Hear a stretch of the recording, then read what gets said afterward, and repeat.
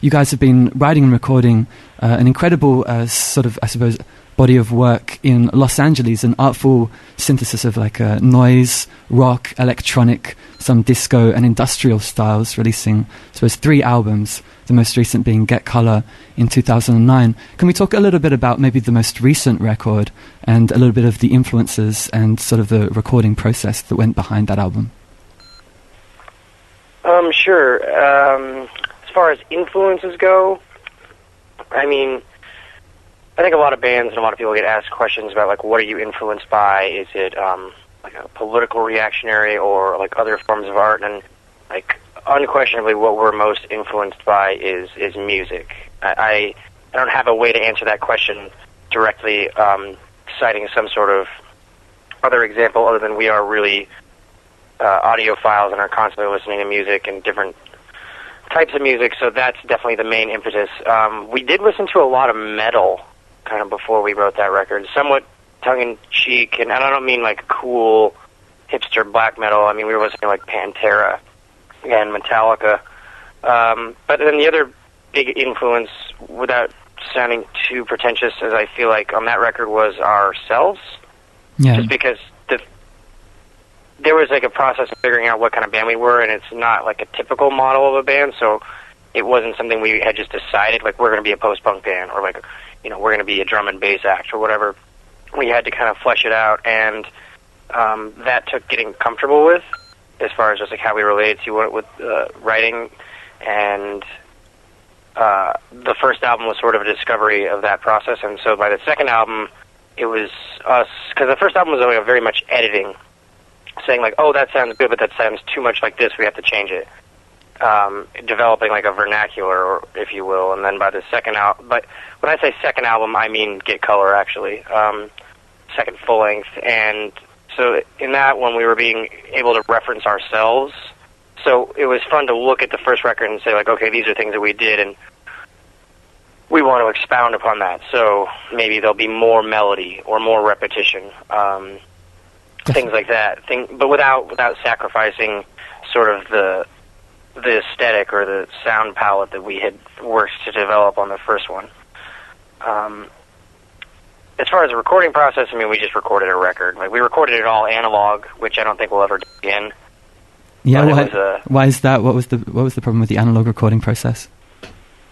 Well, I think that if you grow up listening to rock and roll or like just, you know, classic records, you're always going to have sort of a bee in your bonnet to record an analog record, just because, you know, every archived piece of musical, like every archived musical statement that you probably grown up loving was recorded analog.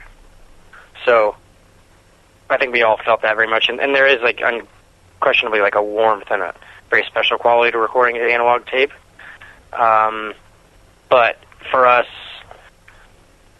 well, there's also just the discovery of it's not staying analog. It has to be. This is not a terribly exciting subject, but it's still getting transferred to digital technology anyway. And like where we're at as a band is, we are very much a modern band in terms of trying to take advantage of different things we can do.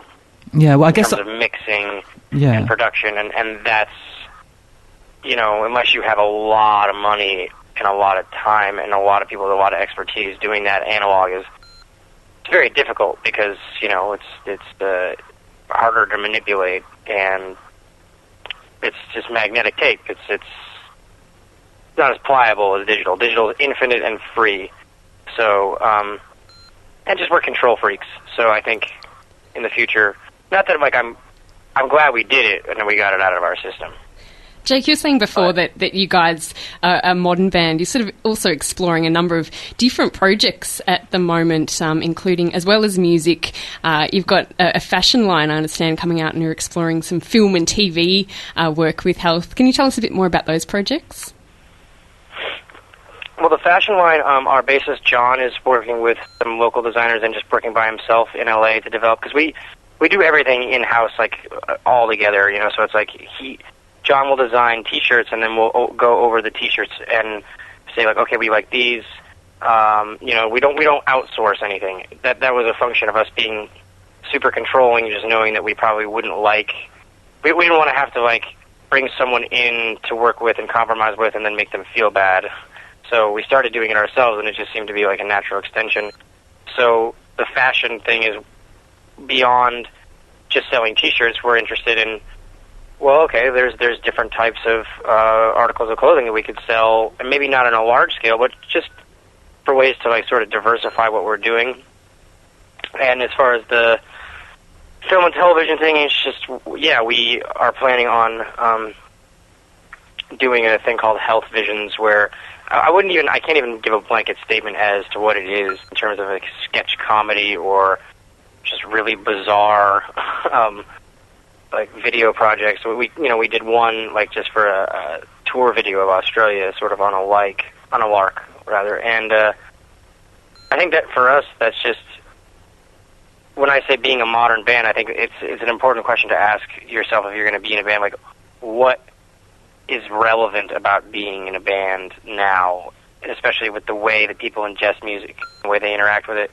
It's not enough to just say, like, oh yeah, we're cutting edge. No, none of this has been done before. It's like, you have drums, you have bass, you have a guitar. Like, make it new. And part of that ethos to us is sort of,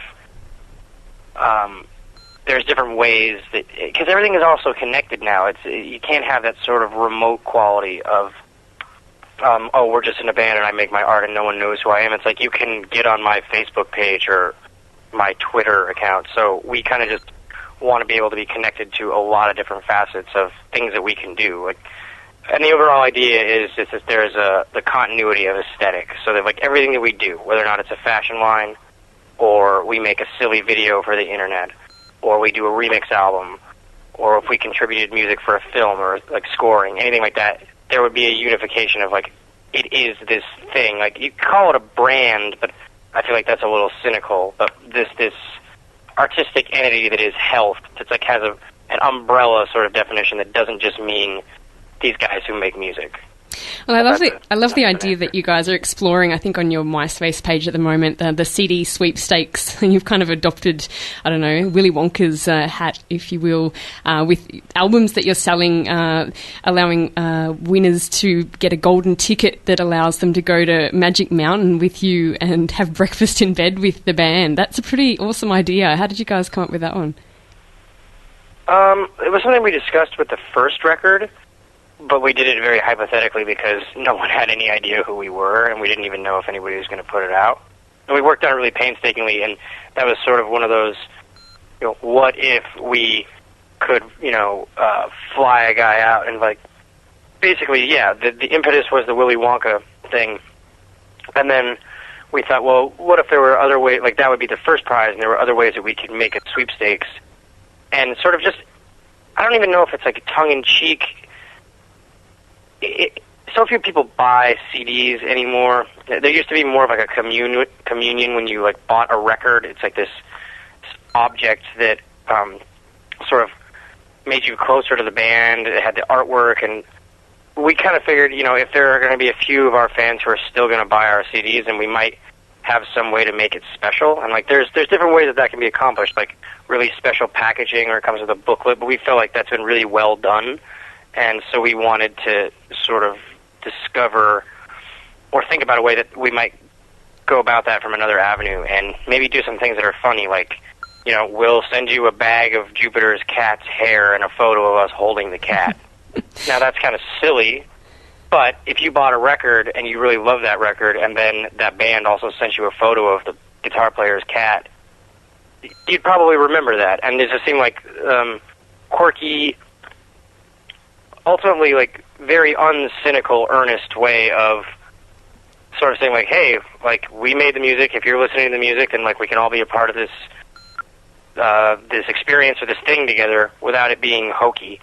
And the number one idea was, yeah, well, why not break that barrier completely and just be like, we'll fly you and, like, you stay at our house. And so that was just sort of the idea. I mean, it's already, the separation between bands and fans these days is so slight in the first place. We just figured we just take the ball and run with it.